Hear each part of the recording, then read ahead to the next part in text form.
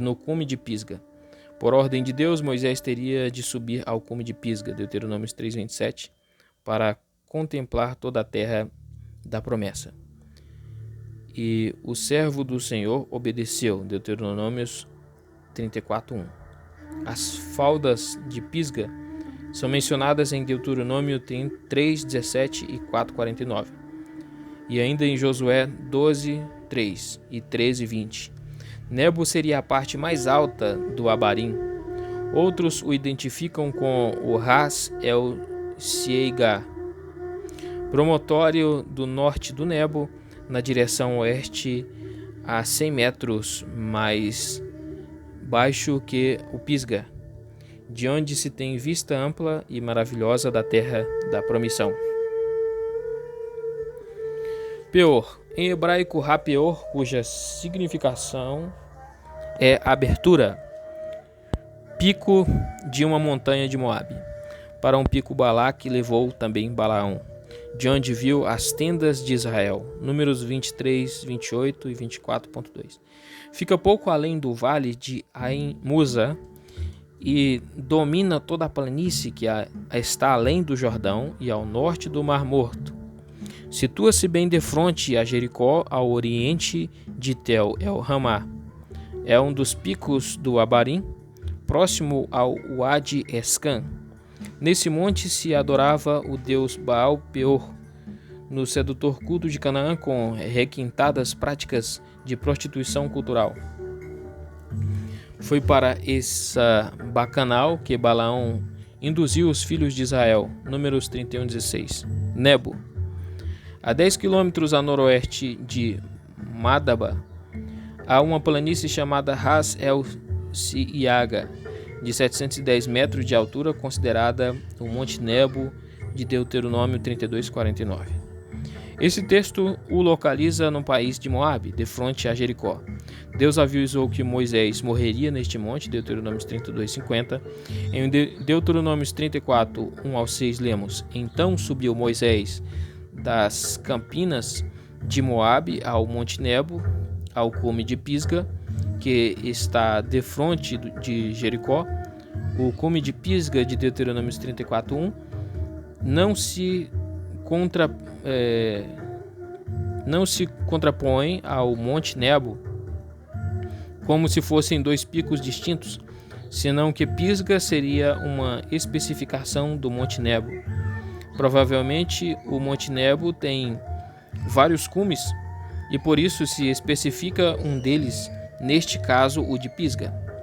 Próximo de Ras El Siaga, separado deste cume por uma depressão da montanha, existe outro cume, 100 metros mais alto, 808 metros, que os árabes chamam Jebel El Neba, Monte Nebo. Este, entretanto, não parece ter sido o Pisga, onde Moisés morreu. Deve ser o Ras El Siaga, que mesmo sendo mais baixo, ele possibilita uma visão melhor da terra de Canaã. O arqueólogo Sylvester Sale escavou o Ras El Siaga.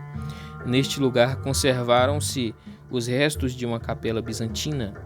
Dessa capela tem-se uma vista esplêndida da Palestina e da Jordânia, desde mirante 1.100 metros. Sobre o Mar Morto, pode-se ver até o Monte das Oliveiras, se a evaporação do Mar Morto e do Jordão permitir. Alguns palestinólogos acham que o Pisga é uma parte do Abarim, cujo ponto mais alto representa o Nebo. Monte Sinai. O nome Sinai deriva de Sin, deusa da lua.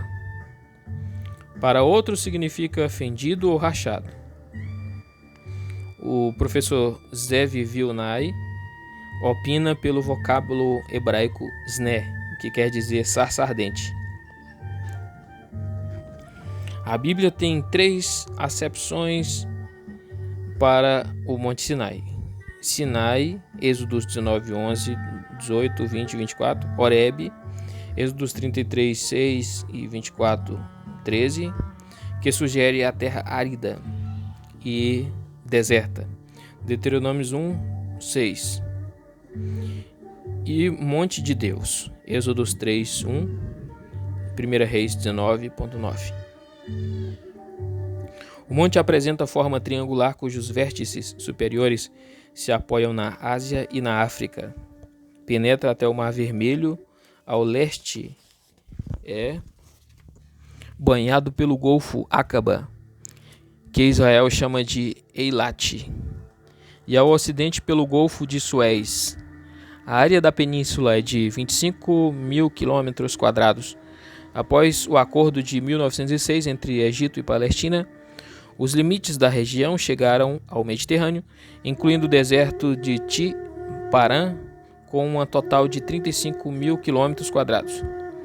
3 zonas zoológicas são reconhecidas na península: Cretácea, incluindo o deserto de Ti ou Paran; 2, arenística no centro e 3, granítica na parte sul.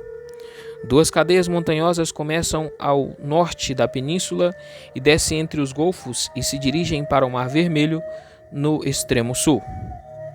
Número 1, a ocidental, que acompanha o Golfo de Suez e vai até o sudoeste nas proximidades do Mar Morto, não, do Mar Vermelho. Número 2, a oriental, que segue o Golfo de Aqaba e avança para o sul, confinando também com o Mar Vermelho. As 2 cordilheiras se encontram no centro da península, dividindo-a em 2 partes distintas. Número 1, norte, com o deserto de El-Ti. Número 2, sul, formando uma ponta de lança, que é o Monte Sinai. A região, apesar de árida e bonita, cheia de contrastes, formando paisagens encantadoras. Os montes são grandes, altos e imponentes pelo colorido de suas areias. A vegetação é escassa, mas em alguns lugares não há nenhuma. Na maior parte da península não há o mínimo essencial para a sobrevivência humana. Poucos oásis se espalham pelas areias quentes do penoso deserto. A região granítica é bela e fascinante. Os montes, com seus estrados de granito e seus uades verdes, graças à água que provém da neve dos picos altaneiros, é a região que conta com inúmeras colônias de anacoretas. O faraó Semeet, na primeira dinastia egípcia, até Ramsés IV, da 20ª, exploraram o granito e a turquesa dessas rochas.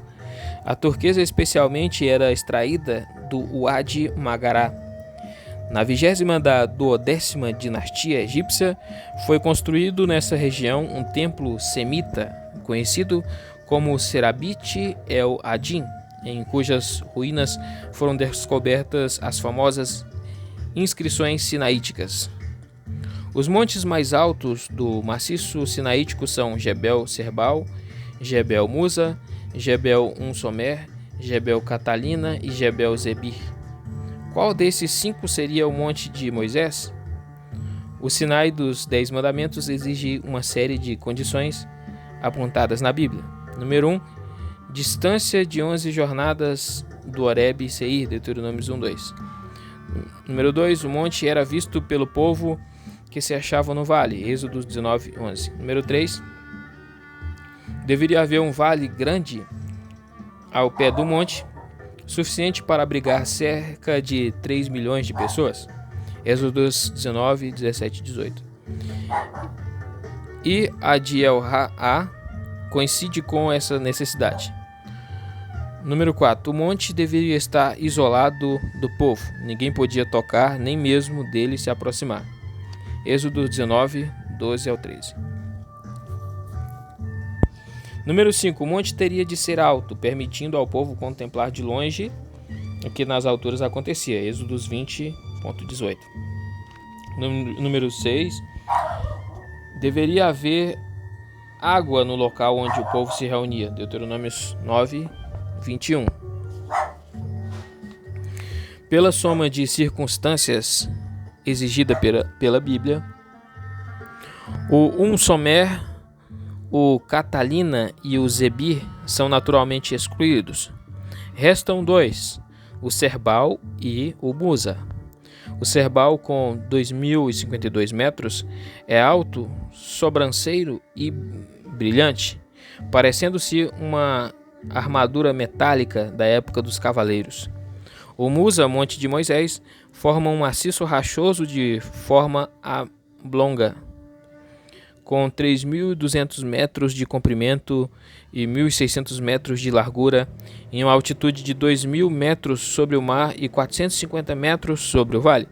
Seus extremos estão um ao norte, formando 3 ou 4 escarpas, chamadas no seu conjunto de Ras Sufsaf, e subindo a 2.014 metros, e o outro ao sul, com um só pico numa altitude de 2.444 metros. Somente o Jebal Musa reúne o conjunto de exigências bíblicas para ser o Monte Horebe, ou Sinai. A Enciclopédia de la Bíblia afirma que a espanhola Egeria, em fins do século IV d.C., visitou o Sinai e deixou novas convincentes em favor do Jebel Musa, com o Monte dos 10 Mandamentos. Números 33 descreve as jornadas do povo de Israel desde a saída do Egito, sua peregrinação pelo deserto abrasador, por um período de 40 anos até as campinas de Moabe, no limiar da terra prometida.